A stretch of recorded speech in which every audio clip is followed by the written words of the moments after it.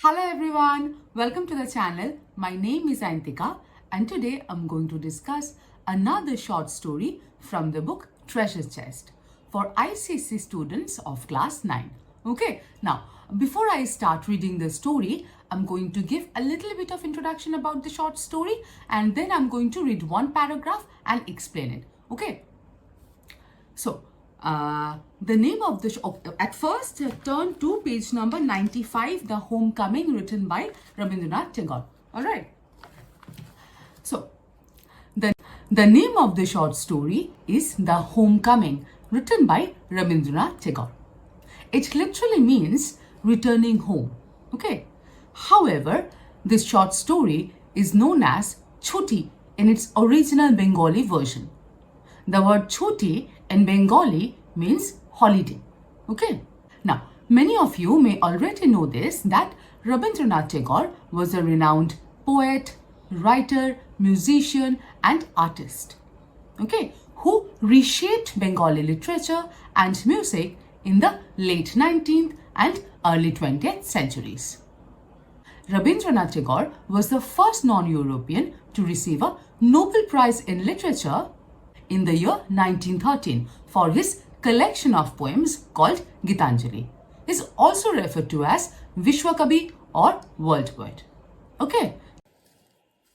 Now, let's start reading. Let's turn to page number 95. Okay. The Homecoming by Rabindranath Tagore. Phatik Chakravarti was ringleader among the boys of the village. So, Phatik Chakravarti is a 14-year-old Bengali boy living in a village who is a leader among a group of other young boys. Okay, now why was Phatik called ringleader? A ringleader refers to as a leader among a group of young boys who like to engage in rebellious or mischievous activities. Okay. A new mischief got into his head. So, please underline the word mischief. Here, mischief refers to reckless behavior in a playful manner. Okay, so we get to know that Phatik comes up with a new mischievous idea or plan. There was a heavy log lying on the mud flat of the river, waiting to be shaped into a mast for a boat. Now, what do we mean by mud flat of a river? Mud flat refers to the flat muddy surfaces exposed in a riverside during a low tide or whenever the water level decreases. Okay, so we get to see that a heavy log lies near the river. Okay, that was intended to be used for a mast of a boat. Now, mast means the vertical pole that supports sails or other shipping equipments. Okay, for example, rope, etc. He decided that they should all work together to shift the log by main force from its place and roll it away. So now we get to know about Phatik's mischievous plan. He suggested to the other boys that they work together and push the log from its main place and roll it away as a prank. Next line. The owner of the log would be angry and surprised and they would all enjoy the fun. So here Phatik expects the owner of the log to be upset when he realizes that the log is missing. But Phatik thinks that it will be funny for everyone. Next line. Everyone seconded the proposal and it was carried unanimously. So here we can see that the other boys agree to Phatik's plan and it is approved by everyone involved. Just as the fun was about to begin, Makhan, Phatik's younger brother, sauntered up and sat down on the log in front of them all without a word. So, just as they were about to do their mischief, a young boy named Makhan casually walked over and sat down on the log without saying anything, therefore hampering or disrupting their plan. Next line. The boys were puzzled for a moment.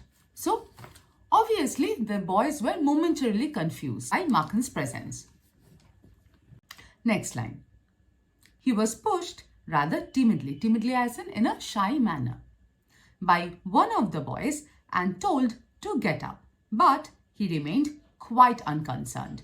Okay, so despite being pushed very lightly by one of the boys in the group, Makhan remained quite calm and unbothered. Okay, he appeared like a young philosopher, meditating on the futility of games. Futility means uselessness. Okay, so here Makhan resembles a young philosopher and seems as if he is thinking very deeply like a young philosopher about how pointless their games are. Okay. Next line. Phatik was furious. Makhan, he cried, if you don't get down this minute, I'll thrash you. Thrash means to beat. Okay. Phatik here seems to be very angry due to Makhan's interference, and he also threatens Makhan that if he doesn't come down immediately, he is going to beat him. Makhan only moved to a more comfortable position. Now, Makhan was not at all bothered and he only moved to a more comfortable position. Okay. If Phatik was to keep his regal dignity before the public, it was clear he ought to carry out his threat. So, what do we mean by regal dignity? The word regal means royal and dignity means self-respect. Okay, so we can say that this phrase regal dignity means self-respect that is suitable for a king or a queen or any other monarch. Okay. Now, Phatik, being leader of the group of young boys, felt that he needed to act tough and maintain his image of leadership and authority in front of everyone. Okay, and he also believed that if he wanted to be respected, he needed to follow through on his earlier threat. Next line. But his courage failed him at the crisis. So here we can see that despite wanting to maintain his dignity, Phatik felt afraid when the decisive moment came, okay, and lacked the courage to carry on his earlier threat. What was his earlier threat? His earlier threat was to beat Makhan because he was sitting on the log, right? Now, students, if you have siblings or if you are very close to your cousins, you will understand why this happened, why Phatik was afraid of beating Makhan. Okay, he wasn't actually scared of beating Makhan, but he was afraid of the fact that when he beats Makhan, he's definitely going to cry and complain to his mother, right? And that becomes a little bit problematic. His fertile brain, however, rapidly seized upon a new maneuver, which would discomfit his brother and afford his followers an added amusement. Fertile brain means an imaginative brain that can come up with a lot of interesting or unusual ideas. Okay, maneuver means, plan. And discomfort means to he wanted to make his brother feel uncomfortable. Okay. Now, so here we can say that despite his fear, Phatik's quick thinking mind comes up with a new plan to impress his brother and entertain his friends.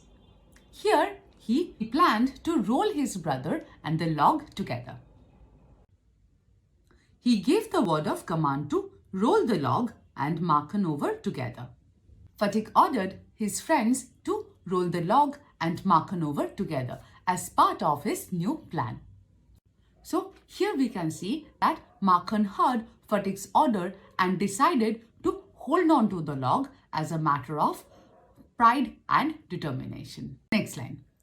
But he overlooked the fact, like those who attempt earthly fame in other matters, that there was peril in it. So here we can say that Makhan didn't realize the danger in holding on to the log, okay, which is quite similar to people who sometimes go after fame and success without considering the risks involved, okay, and that is how Makhan underestimated Phatik's plan. The boys began to heave at the log with all their might, calling out 1, 2, 3, go. At the word go, the log went, and with it went Makhan's philosophy, glory and all. So here, the word heave means lift and might means, strength. Now, So here we can see that all the boys have gathered around the log and they have begun to push the log with all their strength in order to move it, counting down together 1, 2, 3 and go. As they shouted go, the log started moving and with it went Makhan's sense of pride and glory. All the other boys shouted themselves hoarse with delight. Here the word hoarse means strained or raspy. Okay, now all the other boys cheered loudly with excitement and delight at the success of their plan. Okay, so much that their voices became hoarse. That means strained and raspy. Okay, but Phatik was a little frightened. Now here, although the other boys are cheering at the success of their plan, Phatik was a little bit afraid. Okay, he was a little bit scared knowing what would happen next. He knew what was coming. And sure enough, Makhan rose from Mother Earth, blind as fate and screaming like the Furies. Okay, so as expected, Makhan emerged from the ground, disoriented and screaming in anger. Next line. He rushed at Phatik and scratched his face and beat him and kicked him and then went crying home. So here we can see that Makhan attacked Phatik, scratching his face, beating his face and kicking him before running away home in tears. Okay, and this confrontation marked the end of the first part. Next line. Phatik wiped his face and sat down on the edge of a sunken barge on the riverbank and began to chew a piece of grass. So, Phatik, who is evidently very sad after being attacked by Makhan, wipes his face, indicating that he is recovering from the assault. He then sits down on the edge of a sunken barge located on the riverside. Here, Phatik's action of chewing a grass may indicate that he was probably thinking something very deeply. Next line. A boat came up to the landing and a middle-aged man with grey hair and a dark moustache stepped on the shore. A boat arrives at the landing and a middle-aged man with grey hair and a dark moustache stepped on the riverbank. He saw the boy sitting there doing nothing and asked him where the Chakrabortis lived. The middle-aged man notices Phatik sitting idly and asks him about the directions to the Chakrabortis' house, indicating that he may be looking for their location. Phatik went on chewing the grass and said over there, but it was quite impossible to tell where he pointed. Here, Phatik responds casually and shows a direction with his hand while continuing to chew a grass. However, his gesture was not clear. It did not provide a clear indication of where the Chakrabartis lived. The stranger asked him again. He swung his legs to and fro on the side of the barge and said, "Go and find out," and continued to chew the grass as before. The middle-aged man asked for clarification again, but Phatik remains nonchalant, swinging his legs to and fro and suggesting that the man has to go and find out the location of the house himself. Phatik's attitude shows his lack of willingness or interest to help the person any further. But now a servant came down from the house and told Phatik that his mother wanted him. So now we can see that a servant comes down from the house and informs Phatik that his mother is requesting his presence. Next line. Phatik refused to move, but the servant was the master on this occasion. Here, Phatik refused to move, and this sets up a conflict between Phatik and the servant because Phatik refuses to follow the servant's request, thereby showing disobedience and reluctance to follow orders. He took Phatik up roughly and carried him, kicking and struggling in impotent rage. Now, so the servant physically imposes his will on Phatik by forcibly lifting him despite Phatik's resistance. Okay, and here Phatik's reaction of kicking and struggling can be reflected as frustration and anger. However, it is described here as impotent rage. Now you may ask, why impotent? Because all of Phatik's resistance ultimately becomes pointless in front of the servant's strength and authority. Okay. Next line. When Phatik came into the house, his mother saw him. She called out angrily, "So, you have been hitting Makhan again." Now, students, one thing I would like to mention that please notice that Makhan's mother or Phatik's mother's name is not mentioned here. Okay.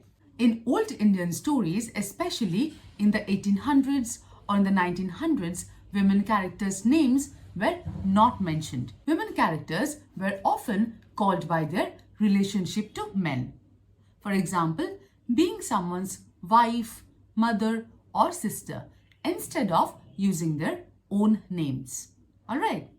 For example, Phatik's mother or Makhan's mother. In my opinion, this happened because society saw women characters' importance through their roles in the family.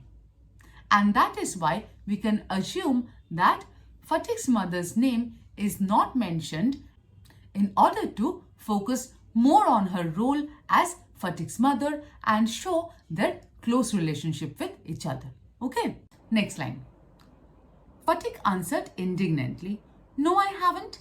Who told you that?" Indignantly means, now please underline indignantly as it means expressing annoyance. Okay, now here Phatik denies the accusation. Obviously, he did not hit Makhan. Therefore, he denies the accusation expressing annoyance. Okay, and asks for the source of the information and asks who told her about it. Next line. His mother shouted, "Don't tell lies, you have." So here Phatik's mother rejects Phatik's denial, insisting that Phatik must have hit Makhan. Next line. Phatik said suddenly, "I tell you, I haven't. You ask Makhan." But Makhan thought it best to stick to his previous statement. He said, "Yes, mother, Phatik did hit me." Here, Phatik suggests that his mother should ask Makhan about the truth. Now, Makhan, maybe out of fear or reasons of his own, maintains his accusation against Phatik that he has indeed hit Makhan, even though Phatik tried to convince him to tell the truth. Next line. Phatik's patience was already exhausted. He could not hear this injustice. He rushed at Makhan and hammered him with blows. "Take that," he cried, and that for telling lies." Next line. His mother took Makhan's side in a moment and pulled Phatik away, beating him with her hands. When Phatik pushed her aside, she shouted out, "What, you little villain? Would you hit your own mother?" In the middle of all this, Phatik tries to resist getting beaten by his mother. But at that time, she yells at him, accusing him of being disrespectful and potentially violent towards her. Next line. It was just at this critical juncture that the grey-haired stranger arrived. He asked what the matter was. Now, just at this crucial time, a grey-haired stranger arrived on the scene and asked about the situation. Okay, now, so here we are introduced to a new character and the fact that the argument and the confrontation took place in front of him in a public way.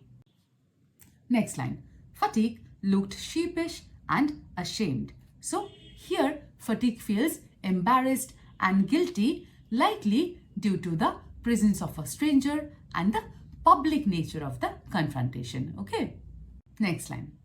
But when his mother stepped back and looked at the stranger, her anger was changed to surprise.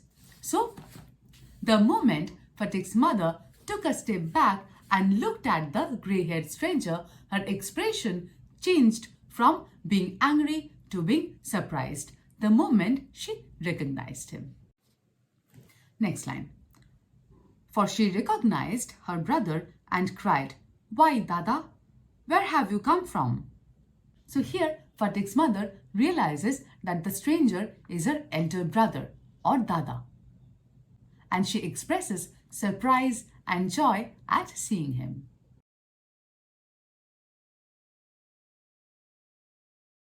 Next, her brother had gone away soon after he had married, and he had started business in Bombay. His sister had lost her husband while he was in Bombay. Bishwamber had now come back to Calcutta and had at once made enquiries about his sister. He had then hastened to see her as soon as he found out where he was. Hastened means quickly. So, this paragraph provides background information about the stranger, revealing that Phatik's uncle Bishwamber had left Calcutta after his sister's marriage, and he had moved to Bombay for business. After his return to Calcutta, he sought out his sister after learning about her whereabouts and therefore leading to their reunion. Okay, next line. The next few days were full of rejoicing. So here we can see after Phatik's uncle Bishwamber's arrival at their house, the atmosphere following the reunion of Phatik's mother and Bishwamber is of celebration and happiness. The brother asked after the education of the two boys. So Bishwamber asks about education of Phatik and Makhan, showing concern for their well-being and development. Next line. He was told by his sister that Phatik was a perpetual nuisance. He was lazy, disobedient, and wild. But Makhan was as good as gold, as quiet as lamb, and very fond of reading. So, Phatik's mother talks about Phatik as being mischievous and hard to handle, showing how different he is from Makhan, who is described as obedient and focused on his studies. Next, Bishwamber kindly offered to take Phatik off his sister's hands and educate him with his own children in Calcutta. The widowed mother readily agreed. Now, Phatik's uncle kindly offered to take Phatik to Calcutta and educate him with his own children. Now, this was a proposal that Phatik's mother quickly agrees to. Now, students, you have to understand that such a proposal has been made to a widowed mother with two young children living in a small village in Bengal before independence. Okay, that is why it is safe to say that they did not have a stable financial condition. Okay, we can say that Phatik's uncle's proposal was not only a kind gesture but also an assurance of her elder child's proper education. She probably wanted him to be brought up in a place like his maternal uncle's home that would help him do well in the world outside. Okay, and when things become a little bit difficult, he would have a family to rely on. Next line. When his uncle asked Phatik if he would like to go to Calcutta with him, his joy knew no bounds, and he said, "Oh yes, uncle," in a way that made it quite clear that he meant it. Phatik, being a young boy, readily accepts to his uncle's offer to go to Calcutta. He shows a lot of enthusiasm and excitement for the new opportunity, really wanting to leave his problems behind. Next line. It was an immense relief to the mother to get rid of Phatik. She had a prejudice against the boy, and no love was lost between the two brothers. Phatik's departure brings immense relief to his mother, who has prejudice against him, and there is evident tension between Phatik and his mother. But there is no love lost between the two brothers. That means the two brothers were as close as they used to be. Okay. She was in daily fear that he would either drown Markan someday in the river or in a fight or run him into some danger or other. Every day she worried that Phatik may accidentally drown Markan in the river or get him in a fight and hurt him or put him in some other dangerous situation. At the same time, she was somewhat distressed to see Phatik's extreme eagerness to get away. However, Phatik's mother feels a sense of sadness as she notices Phatik's eagerness to leave the village and leave for Calcutta. Next line. Phatik, as soon as all was settled, kept asking his uncle every minute when they were to start.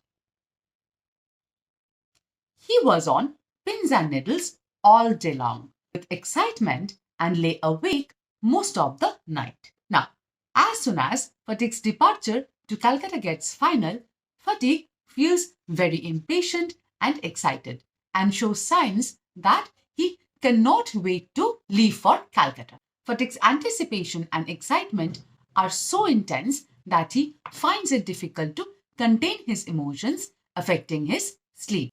Doesn't it happen that whenever we are immensely excited about a trip or maybe some important meeting or some function, we find it very hard to control our emotions, okay? And that affects our sleep.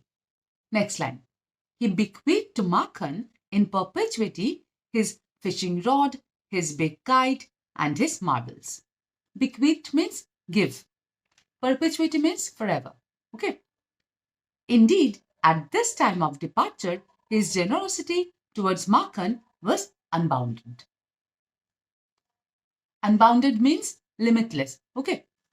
So, before leaving, Phatik demonstrates kindness and love towards his younger brother Makhan by giving him his fishing rod, his large kite, and marbles as gifts forever. Okay.